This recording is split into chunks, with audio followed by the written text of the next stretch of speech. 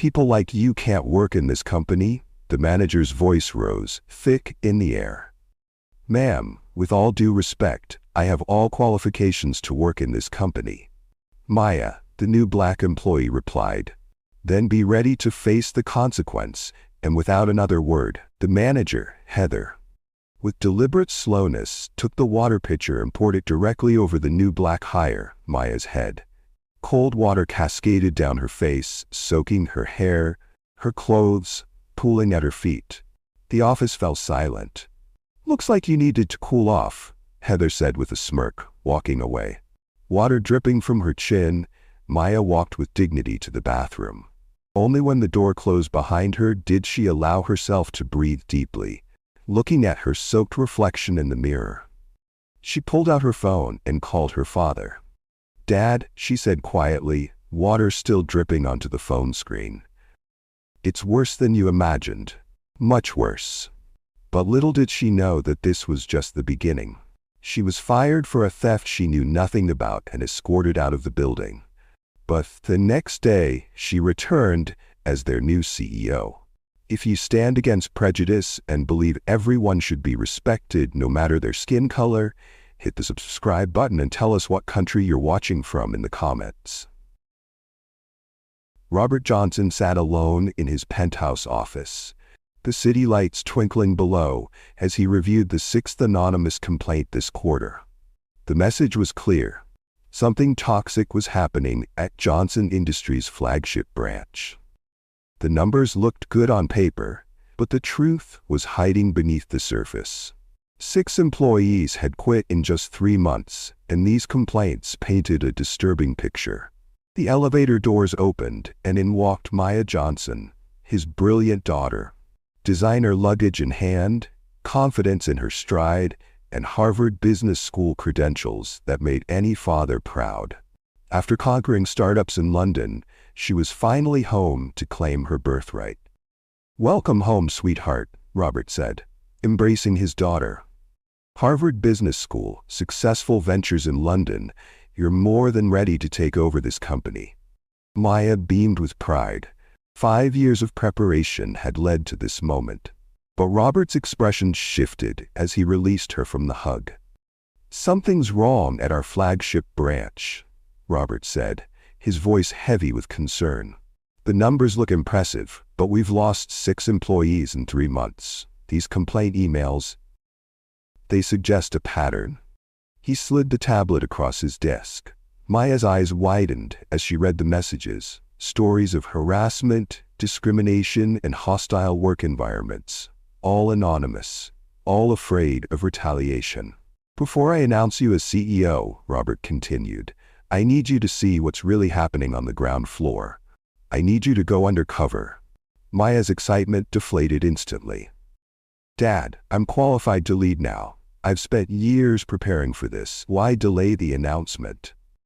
Robert stood and walked to the floor-to-ceiling windows. "Because this company needs fixing from the inside out. Numbers and reports won't show us the truth. Someone needs to experience it firsthand." He turned back to face her. "I built this company from nothing, Maya. But what's the point of passing it down if the foundation is rotten?" Maya studied the complaints again. Each one revealed a piece of a troubling puzzle. If this was happening under her father's watch, what else might be lurking beneath the surface? 1 month, Robert said. "Go in as a new hire. See the company through the eyes of someone without power or privilege. Then you'll know exactly what needs to change when you take over." Maya reluctantly nodded. She'd never backed down from a challenge before. Fine. 1 month. The transformation began immediately. Maya's designer wardrobe was replaced with modest business attire. Her resume was carefully crafted to show qualifications without raising suspicion. Now she was Maya Davis, a marketing specialist with solid but not extraordinary credentials. Robert made a single phone call to Sarah, his most trusted HR executive. "The position needs to be filled by Maya Davis. No questions asked. Complete confidentiality." As Maya prepared for her first day, she practiced introducing herself without the confidence that came naturally to her. She removed her expensive jewelry, styled her hair differently, and practiced speaking with less authority. "Ready?" Robert asked as she prepared to leave his penthouse on her first day. "I still think this is unnecessary," Maya replied, adjusting her simple blazer. "But I'll play along. How bad could it really be?" Robert's expression darkened. "That's exactly what I need you to find out." The glass and steel Johnson Industries headquarters towered over downtown, a testament to Robert Johnson's business acumen.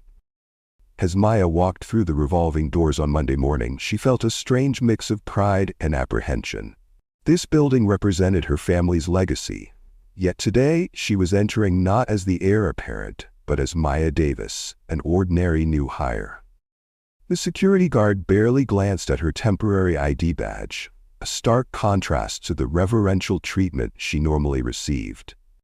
Maya took a deep breath, reminding herself that this was exactly the point.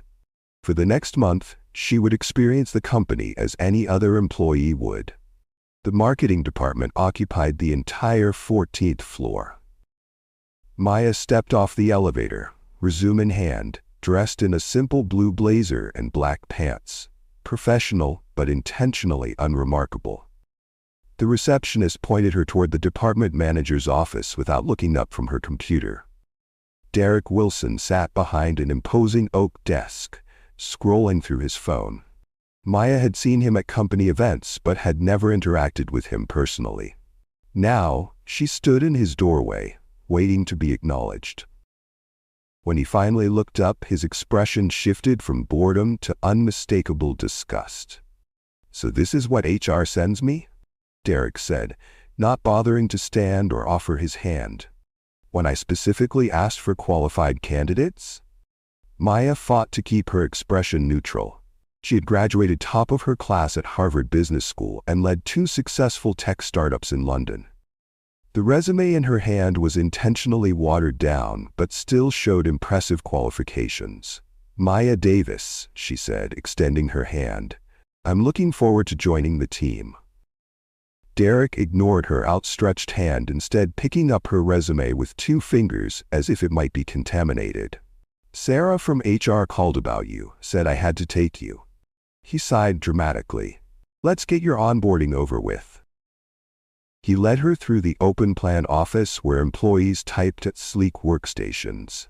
Several empty desks with new computers sat prominently in the center of the room. Derek walked past all of these, leading Maya to a cramped corner by the restrooms. A dusty desk with an outdated computer monitor awaited her. "This is your desk," Derek said flatly. "Passwords on the sticky note. Heather will be your supervisor." As Derek walked away, Maya noticed several curious glances from nearby employees. Some looked sympathetic, others amused, a few indifferent. Maya had expected some challenges during her undercover assignment, but the blatant hostility caught her off guard. Heather appeared moments later, blonde, impeccably dressed, with a smile that didn't reach her eyes. "So you're the new diversity hire," she said, not bothering to lower her voice. "Let's see how long you last." Maya's desk drawer contained broken pens and outdated training manuals. Her computer took nearly 10 minutes to boot up, its ancient processor whirring in protest. Meanwhile, across the room, 2 young white employees were being welcomed with gift baskets and brand new laptops. The morning orientation began with Derek addressing the 3 new hires. He enthusiastically introduced Brad and Jennifer, detailing their qualifications and expressing how excited the team was to have them. When he got to Maya, he merely gestured vaguely in her direction. "And that's Maya? She'll be helping out." During the team introduction meeting, Derek encouraged each employee to share their background. When Maya's turn came, she began describing her marketing experience and education. "I specialized in digital marketing strategies, with particular focus on emerging markets. At my previous position, I implemented a campaign that increased conversion rates by 38% using a multi-channel approach That's enough," Derek interrupted, his voice sharp. "We don't need your kind of input right now. Let's move on." The meeting concluded with assignments.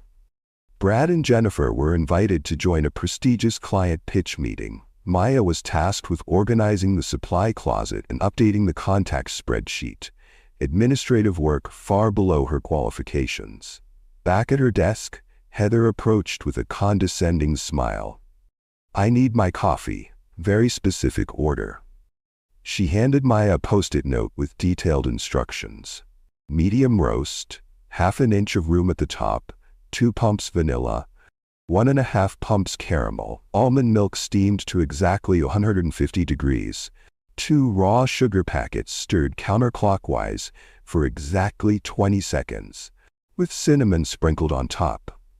Maya recognized the power play, but maintained her composure. "I'll get that for you right away."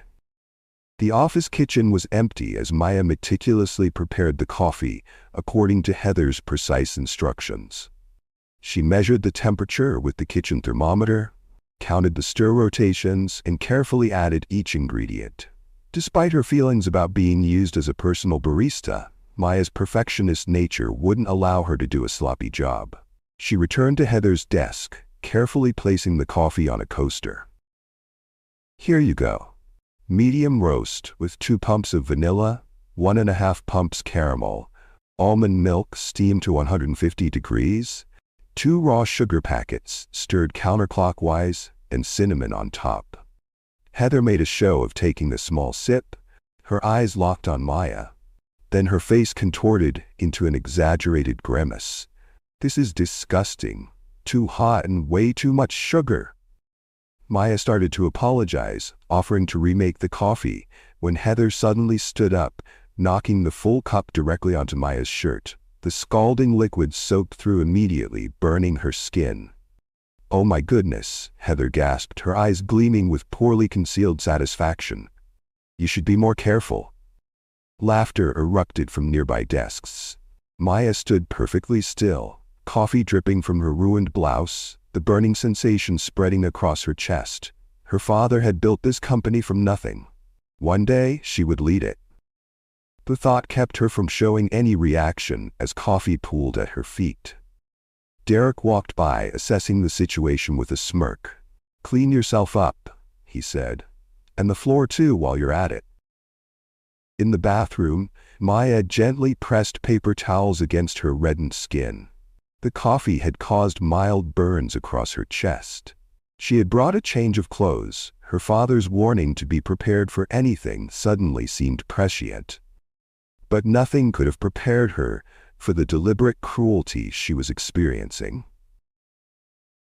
The team meeting later that morning focused on an upcoming marketing campaign. When Maya suggested targeting demographics that had been overlooked in previous campaigns, providing specific data points to support her argument, Derek immediately shut her down. "We'll stick to our usual approach," he said dismissively.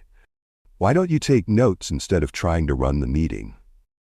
After the meeting, while Brad and Jennifer were set up with marketing software training, Maya was directed to the dusty file room. "These need to be alphabetized and entered into the system," Derek said, pointing to towering stacks of papers. "Should keep you busy for the week." Lunchtime brought no respite. Maya had just sat down with her soup in the break room when Heather accidentally bumped into her from behind. The hot liquid splashed across Maya's replacement blouse and onto her lap. "So clumsy today," Heather remarked loudly as the room filled with snickers.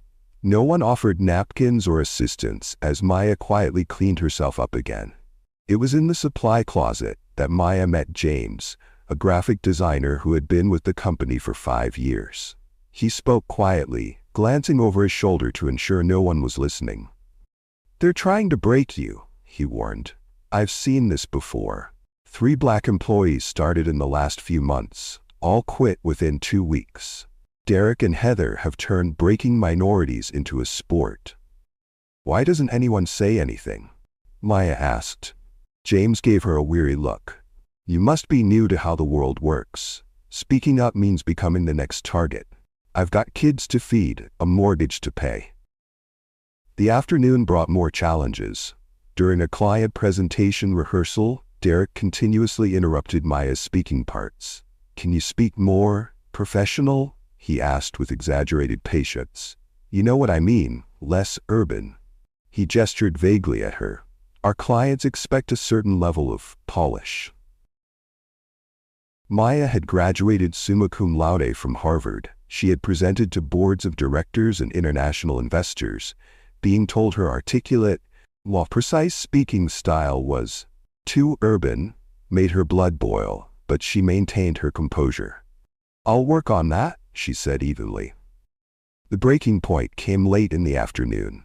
Heather had assigned Maya an impossible task: creating a comprehensive marketing analysis with inadequate data and a 2-hour deadline.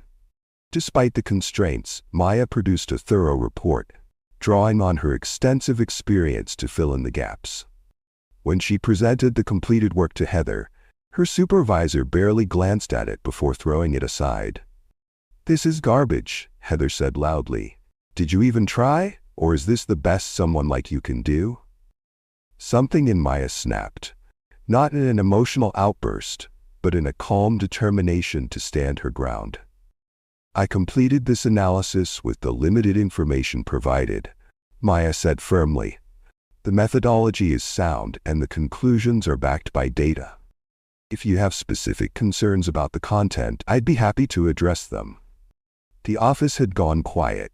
No one had expected the new hire to defend herself. Heather's face flushed with anger. "Are you talking back to me?" Before Maya could respond, Derek appeared beside them, his expression thunderous. What happened next occurred so quickly that Maya barely had time to process it. Derek's hand moved in a swift arc, connecting with her cheek with a crack that echoed through the silent office. The slap stunned Maya more than it hurt. In her 28 years, no one had ever struck her. The office remained deathly quiet. James looked away, shame evident in his expression. No one spoke up. No one moved to help. "That's what happens when you don't know your place," Derek said quietly. Maya touched her cheek, feeling the warm imprint of his hand. She looked around the office, making eye contact with each person who quickly looked away. She committed their faces to memory. Later that afternoon, Maya stood by the water cooler, filling a paper cup. Her cheek still bore a faint red mark. Derek approached, anger still simmering in his eyes. "You think you're better than everyone else, don't you?" he said in a low voice. "Coming in here with your attitude, thinking you deserve special treatment?" "I just want to do my job," Maya replied calmly. "Your job is whatever I say it is," Derek snapped. "And right now, your job is to understand exactly where you stand in this company." Have you ever witnessed workplace harassment?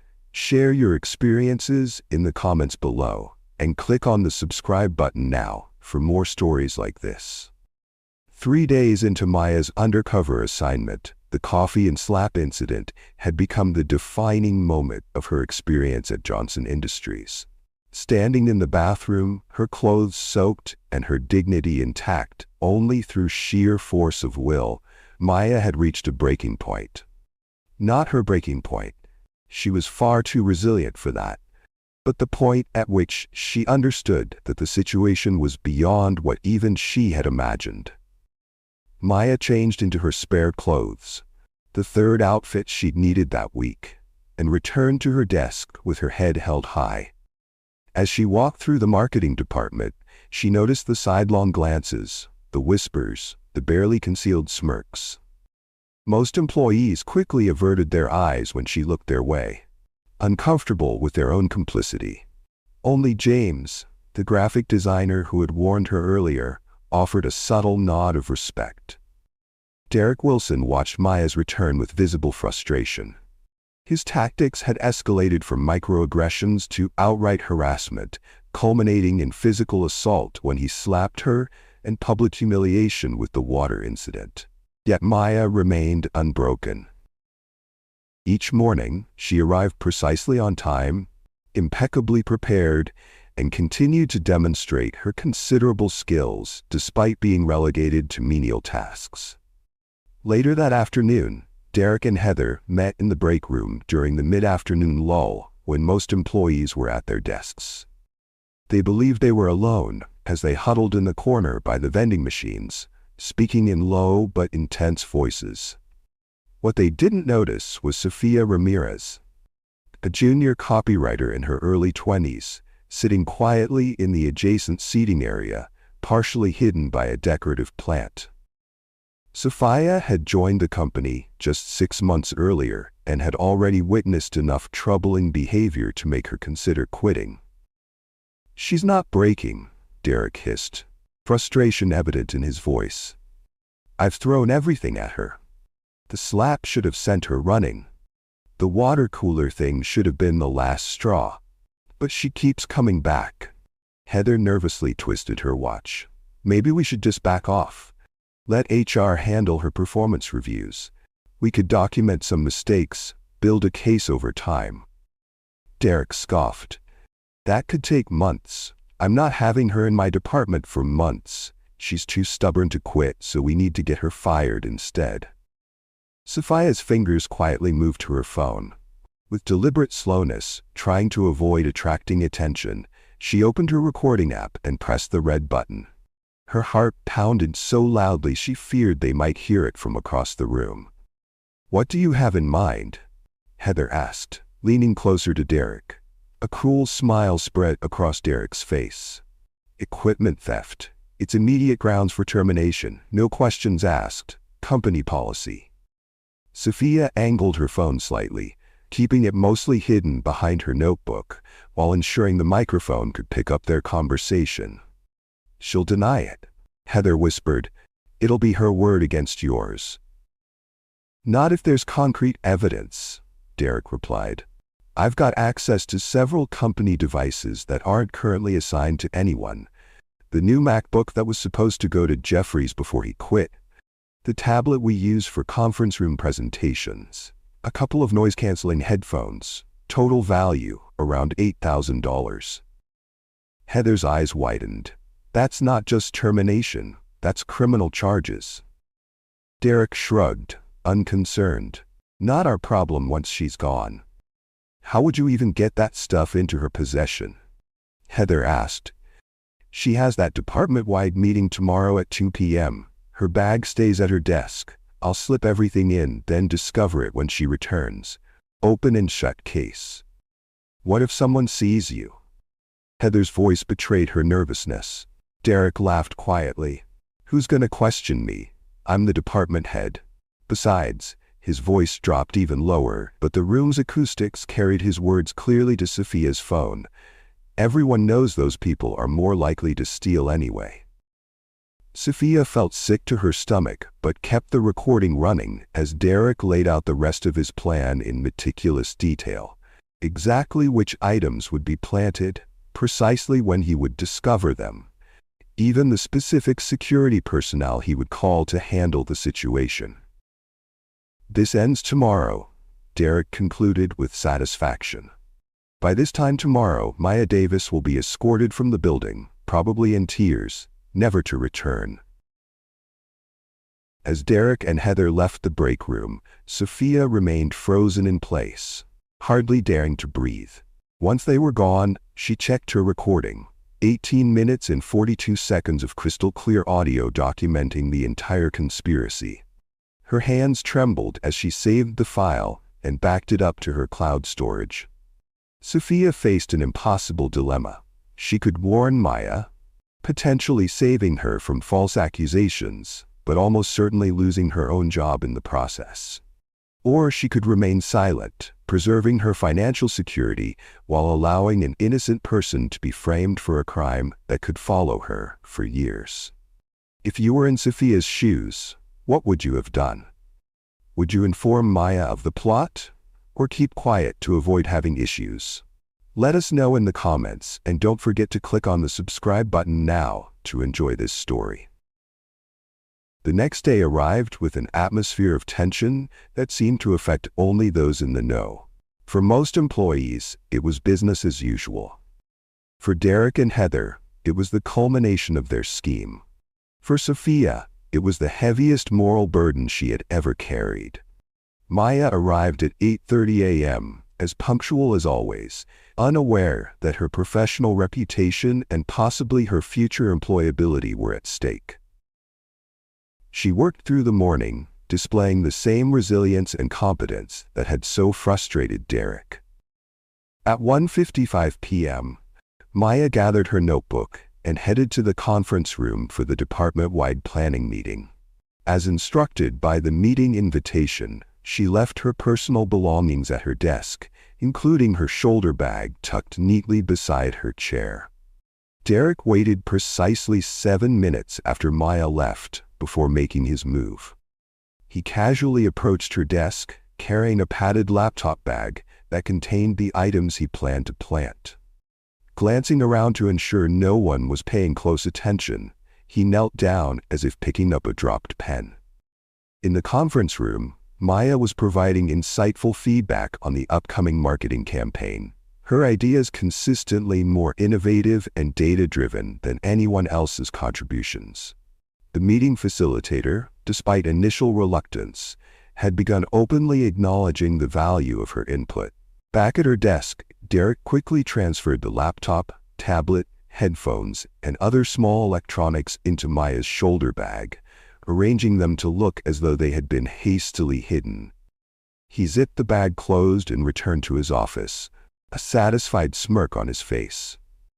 From her desk across the department, Sophia watched the entire scene unfold.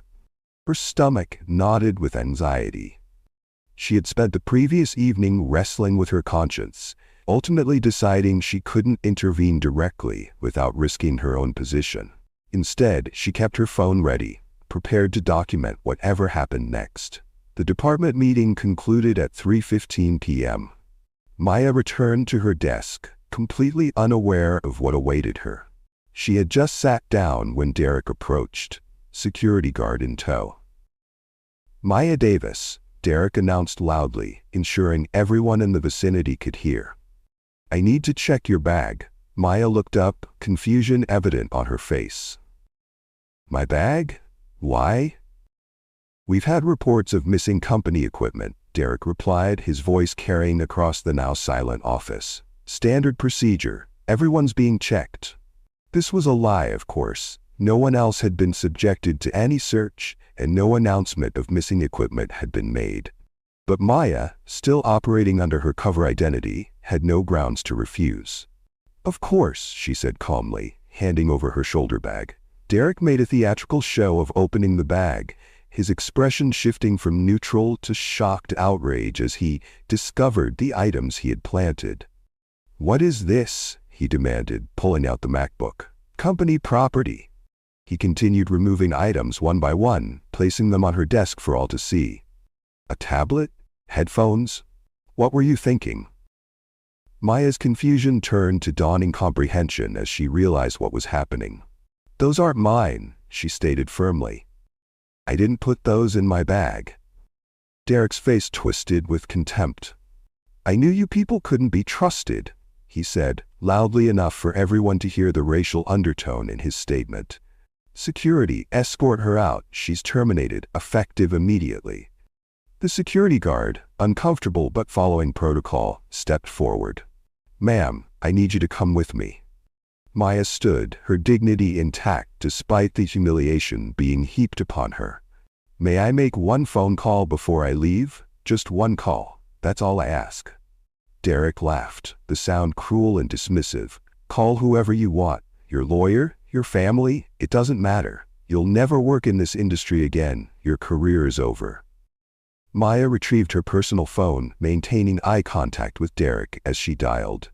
When the call connected, she spoke just 5 words. "Dad, it's time. Tomorrow morning." Derek rolled his eyes, assuming she was calling her father for emotional support or possibly financial help. He had no way of knowing that on the other end of that call was Robert Johnson, CEO of the very company Derek believed he controlled his small corner of. "Clear out your desk," Derek commanded. "Anything left behind will be disposed of." Maya gathered her few personal items: a framed photo, a small plant, a spare pair of reading glasses. As she prepared to leave, Escorted by security, her eyes found Sophia's across the room.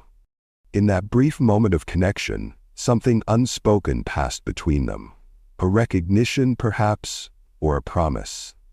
The marketing department watched in uncomfortable silence as Maya was led to the elevator. Some employees looked away, unwilling to witness the injustice unfolding before them. Others whispered among themselves, questioning the sudden accusation and swift punishment. James, the graphic designer who had warned Maya earlier, stared at his computer screen, his jaw clenched in silent rage. As the elevator doors closed on Maya, Derek turned to address the stunned department with a self-satisfied smirk. "Let this be a lesson," he announced. "No matter what HR's diversity initiatives might be, character matters in this company." The dramatic exit Maya had just made would have appeared, to most observers, as the end of her brief career at Johnson Industries. In reality, it was merely the setup for what would become the most extraordinary reversal of fortune in the company's history. That evening, as most employees headed home, Sophia remained at her desk, torn between fear and determination. After everyone else had left, she copied her recording to a USB drive and placed it in her wallet for safekeeping. Whatever happened the next day, she would be prepared to stand up for the truth, regardless of the personal cost. Meanwhile, at Robert Johnson's penthouse, Maya changed from her modest workwear into more comfortable clothes, the personas of Maya Davis and Maya Johnson blending back together as she recounted the day's events to her father. "It was worse than we imagined," she said, her voice steady despite everything she had endured. "The discrimination isn't subtle or isolated. It's systematic, deliberate, and cruel." Robert Johnson's expression darkened as he listened to his daughter describe being framed for theft after days of escalating harassment. "I've seen enough," he said firmly. "Tomorrow, we end this." As the sun set over the city, three people prepared for the coming confrontation in very different ways. Derek Wilson reviewed his fabricated evidence, confident in his victory. Sofia Ramirez clutched her phone containing the recording, terrified but resolved. And Maya Johnson selected the executive suit she would wear the following morning when she revealed her true identity, not as a desperate new hire, but as the incoming CEO who would transform Johnson Industries forever. Robert Johnson didn't hesitate. He canceled his flight to Tokyo and called an emergency all-staff meeting for 9 a.m. the following morning. The company-wide email gave no details, only that attendance was mandatory. When Maya didn't show up for work the next morning, whispers spread through the marketing department. Some wondered if she'd finally been broken. Others speculated that her theft had been reported to the police. Derek Wilson walked through the office with an air of smug satisfaction, pausing at Maya's empty desk to make a show of checking the drawers. "Looks like our problem took care of itself," he announced loudly to the department. "Some people just can't handle real work." At 8:45 a.m., as employees gathered in the main conference center on the top floor, Derek briefed his team on what to expect. The glass-walled room gradually filled with employees from every department, confusion evident on their faces. Emergency all-staff meetings were unprecedented at Johnson Industries. "The CEO is finally addressing our security concerns," Derek told his team confidently. "I spoke with his assistant this morning. Apparently, there's been a string of thefts company-wide. Robert wants to implement new security protocols." Derek positioned himself prominently near the front of the room, arranging his evidence against Maya, the company laptop and other devices he'd planted in her bag, along with screenshots of her personnel file which he'd annotated with false claims about her background check. At precisely 9 a.m., Robert Johnson entered the conference room. Unlike his usual casual demeanor at company functions, today he wore a formal suit and an expression of granite-like seriousness. Beside him walked two security officers and Sarah from HR, carrying a thick folder. The room fell silent. Robert Johnson hadn't built a multi-billion-dollar company by being soft. When he was angry, everyone felt it, and today, his anger was palpable. "Good morning," Robert began, his deep voice filling the room without need for a microphone. "I've called this meeting because something deeply disturbing has come to my attention about the culture at Johnson Industries." Derek, misreading the situation entirely, seized his moment. He stepped forward, clearing his throat. "Sir, if I may," he interjected with practiced concern. "This actually dovetails with what I wanted to discuss. We had an incident yesterday involving a new hire in the marketing department." Robert's eyes fixed on Derek with an intensity that should have warned him, but Derek, convinced of his own righteousness, continued. "We caught her stealing company equipment," Derek said, gesturing to the items laid out on the conference table. A laptop, tablet, and several other devices were found in her personal bag. When confronted, she became hostile. Derek presented his falsified evidence with the confidence of someone who believed their position unassailable. He outlined his concerns about current security protocols and recommended a company-wide overhaul, including stricter background checks for certain types of applicants. Robert listened without interruption, his expression unreadable. When Derek finally finished his presentation, the CEO asked just one question. "Where's this employee now? I'd like to hear their side of the story." Derek straightened his tie, unable to suppress a smirk. "I had her removed from the building immediately. We simply couldn't risk further theft or data breaches. In my professional judgment, she was a security threat." Robert nodded slowly, as if considering this perspective. Then he turned to one of the security officers beside him. "Please bring in our special guest." The conference room doors opened, and every head turned. Maya Johnson entered. But not the Maya who had endured coffee spills and slaps the day before. This Maya walked with the confident stride of an executive, dressed in an impeccably tailored designer suit. Her hair was elegantly styled, her minimal jewelry tasteful yet expensive. She carried herself with the unmistakable air of someone who belonged at the head of the table, not beside the restrooms. Confusion rippled through the room. Employees exchanged glances, trying to reconcile the transformed woman before them with the mistreated new hire from marketing. Derek's expression collapsed from smug certainty to bewildered disbelief. What is this?" Robert Johnson placed his hand on Maya's shoulder with paternal pride. "I'd like to introduce my daughter, Maya Johnson, your new Chief Executive Officer." The room erupted in gasps and murmurs. Derek's face drained of color as the implications crashed over him like a tsunami. Heather, sitting in the second row, looked as though she might faint. This has to be some kind of joke," Derek stammered, his voice suddenly an octave higher. Maya stepped forward, her expression composed despite the chaos unfolding around her. When she spoke, her voice was steady, measured, and carried the unmistakable authority of someone who had been preparing for leadership her entire life. "No joke, Derek. For the past 2 weeks, I've experienced and documented systematic discrimination in this company, a company my father built, a company I've trained my entire career to lead." The silence in the room was absolute. Every eye was fixed on Maya as she continued. "I came in as Maya Davis to understand this company from the ground up. What I found was a culture of harassment, discrimination, and abuse. Behavior not just tolerated, but actively encouraged by management." From the back of the room, a young woman rose to her feet. Sophia, the junior copywriter who had witnessed Derek and Heather plotting against Maya, stepped forward with trembling hands but determined eyes. "It's true," she said, her voice gaining strength with each word. "I have proof." She held up her phone. "I recorded Derek and Heather yesterday, planning to frame Maya for theft. They planted those devices in her bag specifically to get her fired."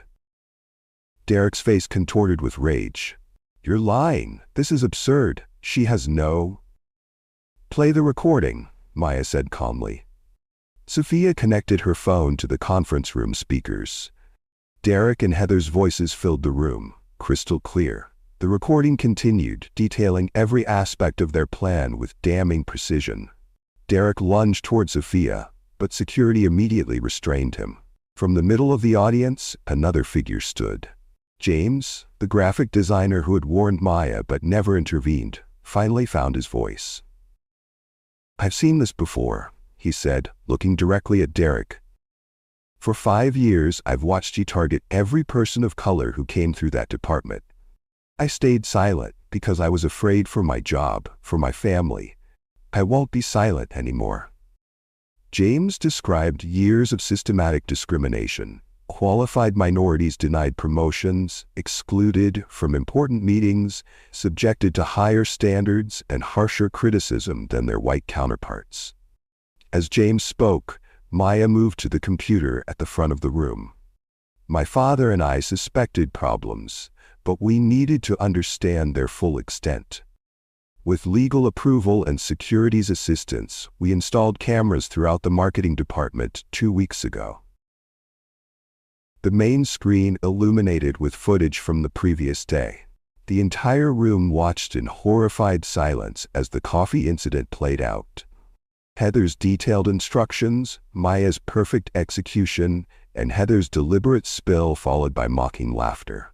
The footage continued: the soup spill at lunch, Derek's racial comments, the impossible assignments, and most damning of all, the moment Derek slapped Maya across the face, followed by the water cooler incident. Finally, the video showed Derek planting the devices in Maya's bag while she was in a meeting, carefully arranging them to look as though they'd been hastily hidden. By the time the video ended, the room was deadly silent. Some employees looked away in shame. Others stared in disbelief. A few quietly wiped tears. Derek and Heather, cornered by irrefutable evidence, attempted a desperate defense. "We were just testing her resilience," Derek protested, sweat beading on his forehead. "This is a high-pressure industry. We need to know our employees can handle stress." "The marketing department requires thick skin," Heather added frantically. Everything was just team building. Maya regarded them with the cool assessment of a true executive. For several long seconds, she said nothing, letting the weight of their pathetic excuses hang in the air. "Derek Wilson, Heather Davis," she finally said, her voice clear and resolute.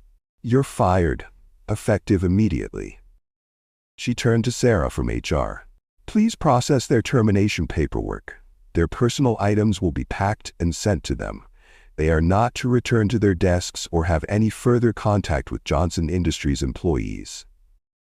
Derek's face flushed scarlet. "You can't do this. I've been with this company for 15 years. I'll sue for wrongful termination." "By all means," Maya replied calmly. "Take it to court. I'm sure a jury would love to see our video evidence." She nodded to the security officers. "Please escort Mr. Wilson and Ms. Davis from the building." The security team moved forward, flanking the disgraced managers. Derek continued to protest loudly as they guided him toward the exit, his threats echoing down the hallway. Heather followed in stunned silence, her earlier confidence evaporated completely. As the doors closed behind them, Maya addressed the remaining employees, her voice taking on a new tone, not of anger, but of determination and vision. "What you've witnessed today is unacceptable. It stops now. Johnson Industries was founded on principles of excellence, innovation, and integrity. Somewhere along the way, we lost sight of what integrity truly means." She paused, making eye contact with various employees around the room. "As your new CEO, my first priority is restoring a culture of respect and equal opportunity. Discrimination of any kind will not be tolerated. Not in marketing, not anywhere in this company." The room erupted in spontaneous applause. First from a few brave souls, then spreading until the entire assembly was on their feet. Not from obligation to the boss's daughter, but from genuine relief that a toxic environment was finally being addressed. As employees filed out of the conference room, shaken but hopeful, Maya remained standing at the front, her father beside her. The journey to transform Johnson Industries had just begun, but already the air felt clearer, as if a storm had broken and revealed the possibility of better days ahead. 1 week after the dramatic confrontation that shook Johnson Industries to its core, employees gathered once again in the main conference center. The atmosphere couldn't have been more different from the tense, uncertain mood of the previous meeting. Today, there was an air of anticipation, even optimism, as staff from all departments filed in. The official announcement of Maya Johnson as CEO had made headlines across business news outlets. Some reports focused on the sensational nature of her undercover operation, but most praised the bold move to address workplace discrimination directly. Johnson Industries stock had initially dipped on news of the leadership change and brewing scandal, but had already rebounded as investors responded positively to Maya's clear vision for the company's future. Maya stood at the podium, no longer the mistreated new hire forced to endure degradation, but the poised executive she had trained her entire life to become. Her tailored suit and confident stance embodied the leadership presence she had always possessed, but had temporarily set aside. 1 week ago, Maya began, many of you witnessed the uncomfortable truth about our company culture. Today marks not just my official introduction as your CEO, but the beginning of a new chapter for Johnson Industries. Behind her, a presentation displayed the company's new initiatives. Maya didn't waste time with corporate platitudes or vague promises. Instead, she outlined specific, immediate changes already being implemented. As of this morning, we've launched a comprehensive anti-discrimination training program that every employee, from entry-level to executive, will complete within the next 30 days. This isn't a one-time checkbox exercise. This training will be ongoing, with quarterly refreshers and annual certification. Maya clicked to the next slide, which detailed a new anonymous reporting system. We've partnered with a third-party ethics firm to implement a completely anonymous reporting platform. Reports go directly to an independent review board, not through internal management channels. There will be no retaliation against those who speak up about misconduct. Ever, she continued through the presentation, outlining a restructured hiring process featuring diverse interview panels for every position, revised performance review criteria to eliminate subjective measures that often disadvantaged minorities, and a comprehensive audit of current salary structures to identify and address pay disparities. These changes aren't optional or aspirational, Maya emphasized. They represent the absolute minimum standard for how we operate moving forward. As she spoke, employees who had previously kept their heads down, afraid to draw attention, now sat up straighter. Those who had been complicit in the toxic culture shifted uncomfortably, realizing that the status quo they had benefited from was gone forever. Now I'd like to announce some organizational changes, Maya continued. James Williams, please join me on stage. James, the graphic designer who had finally spoken up after years of silence, walked tentatively to the front. Many in the room remembered him standing up during the previous meeting, finally giving voice to the discrimination he had witnessed for years. James has been with Johnson Industries for 5 years, Maya said. His portfolio shows exceptional creative vision and leadership capabilities, yet he's been repeatedly passed over for promotion. Effective immediately, James is our new creative director for the marketing department. The room erupted in applause as James, overcome with emotion, shook Maya's hand. For years, he had watched less qualified colleagues advance, while his own career stagnated. Now his talent was finally being recognized. Sofia Ramirez, please join us as well. The young Latina copywriter who had risked her position to record Derek and Heather's plot walked forward. The recording had been the final nail in the coffin of Derek's defense, and everyone knew it. Sophia demonstrated exceptional courage in standing up for what's right, even when it was difficult and dangerous. Today I'm announcing the creation of our employee advocacy program, with Sophia as its inaugural director. This program will provide resources, support, and guidance to employees navigating workplace issues. After several more announcements, Maya took a moment to address the elephant in the room: the legal aftermath of Derek and Heather's actions. Many of you have asked about potential lawsuits from our former employees. Let me be clear. While everyone deserves due process, we have overwhelming evidence of their misconduct. Our legal team is fully prepared. More importantly, we're supporting those who were victims of their harassment with counseling services and, where appropriate, compensation. The formal presentation concluded, but Maya wasn't finished. She set aside her notes and stepped from behind the podium. Later that evening, as the Johnson Industries headquarters emptied for the day, Maya found herself in her father's old office, now hers. Robert Johnson sat across from her, looking simultaneously proud and contemplative.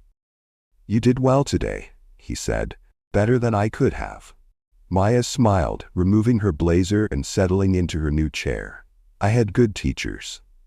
"I always knew you were ready for the CEO position," Robert said, his voice growing serious. "What I didn't realize was how badly the company needed you. Not just your business acumen, but your perspective." He rose and walked to the window, looking out at the city below. "I built this company from nothing, spent 40 years growing it, nurturing it, preparing it for you to lead." He turned back to face her. "But I failed to build the right culture. I was so focused on the numbers, the growth, the innovation, I missed what was happening right under my nose." Maya joined her father at the window. "We're fixing it now, together," she said, placing her hand on his shoulder. "Sometimes you have to experience the problem to truly solve it. What happened to me was terrible, but it opened my eyes to what others have been enduring for years." Robert nodded slowly.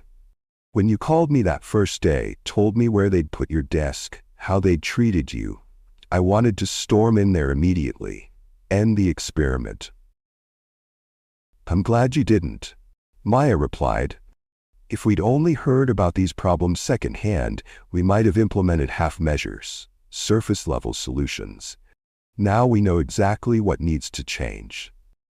1 month later, Maya walked through the transformed marketing department. The physical space remained largely the same. The same desks, the same computers, the same view of the city below. But the atmosphere had shifted dramatically. Where there had once been tension and fear, there was now collaborative energy. James led a diverse creative team that included several new hires from backgrounds rarely represented in corporate marketing. Sophia's advocacy program had already handled dozens of employee concerns, resolving them before they could escalate into serious problems.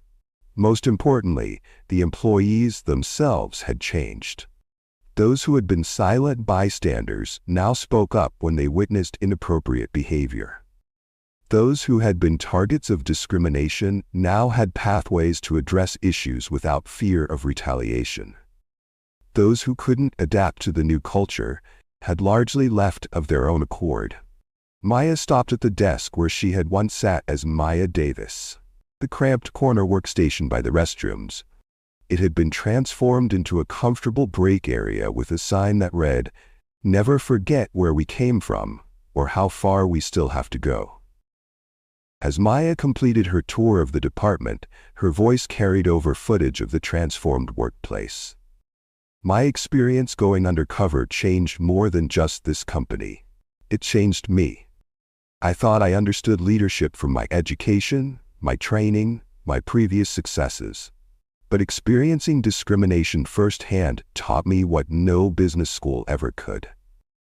I learned that true leadership isn't just about vision, strategy, or financial results. It's about creating environments where everyone can contribute their best work without fear or artificial limitations. It's about recognizing that talent and potential exist in all kinds of people, from all backgrounds. Most importantly, I learned that changing a toxic culture requires more than just removing the most obvious offenders.